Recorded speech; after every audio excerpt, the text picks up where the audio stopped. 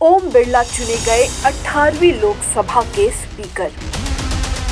ध्वनि मत से लोकसभा स्पीकर चुने गए ओम बिरला। ओम बिरला को 18वीं लोकसभा का स्पीकर चुन लिया गया है। प्रधानमंत्री नरेंद्र मोदी ने बुधवार को ओम बिरला के नाम का प्रस्ताव रखा। वहीं विपक्ष की ओर से के सुरेश का नाम प्रस्तावित किया गया। इसके बाद ध्वनि मत से ओम बिरला को लोकसभा अध्यक्ष चुने जाने का प्रस्ताव पारित हो गया। प्रोटेम स्पीकर भृतहरि मेहताब की अध्यक्षता में ये कार्रवाई पूरी हुई। 18वीं लोकसभा के अध्यक्ष चुने जाने के बाद भाजपा सांसद ओम बिरला लोकसभा अध्यक्ष की कुर्सी पर बैठे। प्रधानमंत्री नरेंद्र मोदी, विपक्ष के नेता राहुल गांधी और संसदीय कार्य मंत्री किरेन रिजिजू भी उनके साथ आसन तक पहुंचे। प्रधानमंत्री मोदी ने इस मौके पर ओम बिरला को बधाई दी और कहा कि यह सदन का सौभाग्य है कि आप दूसरी बार इस आसन पर आसीन हो रहे हैं।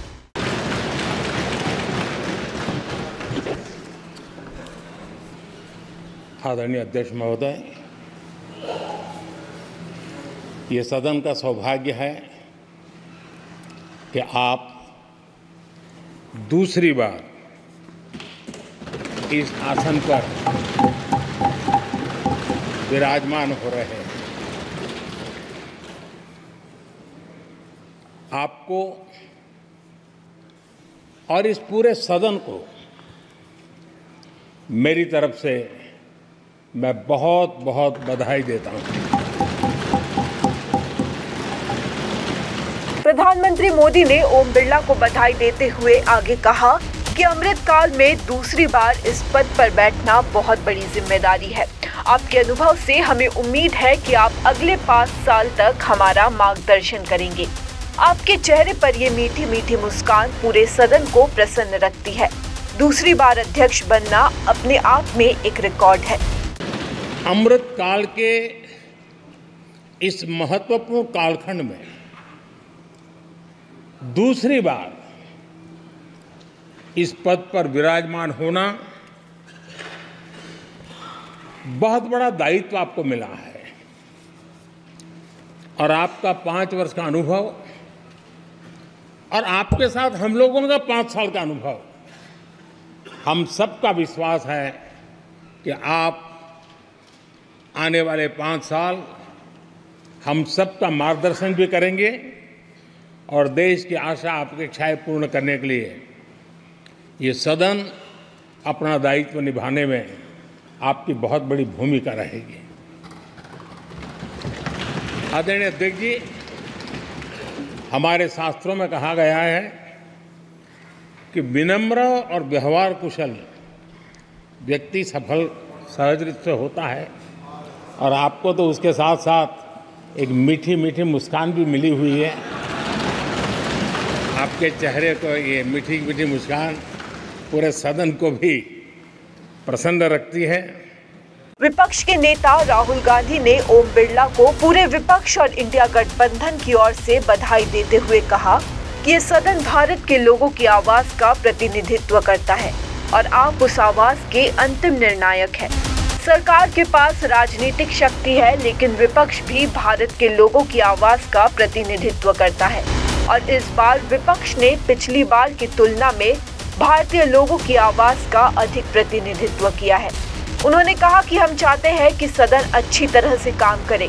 ये बहुत महत्वपूर्ण है कि विपक्ष की आवाज को इस सदन में प्रतिनिधित्व करने की अनुमति दी जाए। Speaker sir, I'd like to congratulate you for your successful election.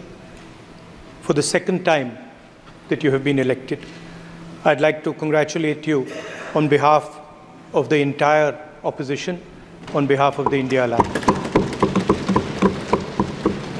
Speaker sir,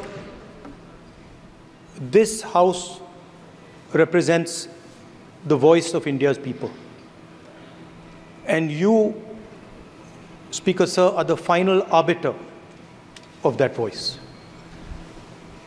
Of course, the government has political power, but the opposition also represents the voice of India's people.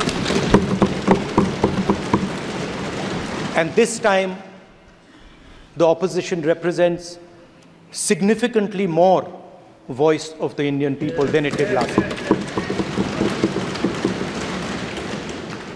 Speaker, sir, the opposition would like to assist you in doing your work.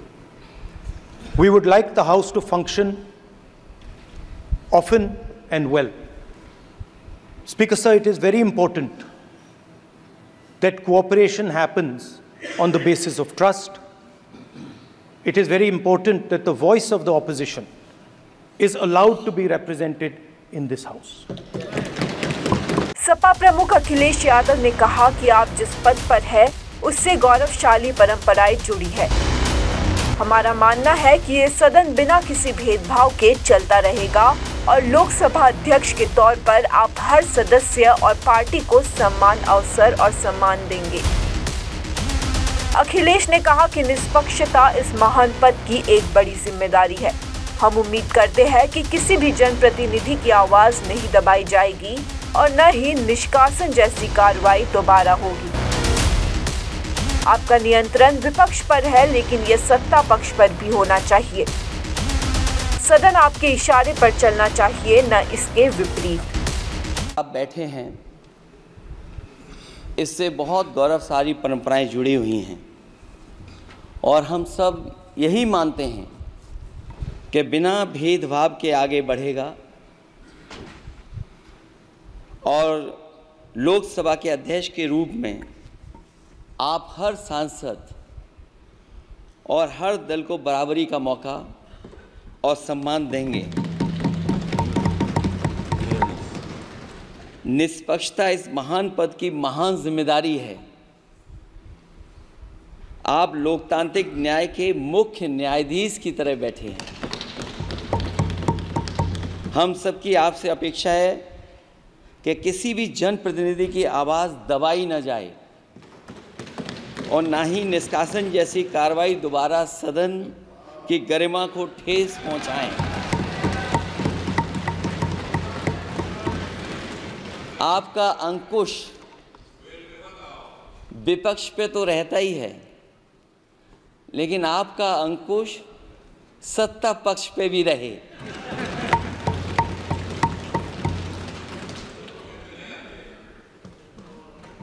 अध्यक्ष महोदय, आपके इशारे पर सदन चले, इसका उल्टा न हो। हम आपके हर न्याय संगत फैसले के साथ खड़े हैं। मैं एक बार फिर आपको इस अध्यक्ष पद पर बैठने के लिए बहुत बहुत बधाई देता हूं। News desk report, such the reality.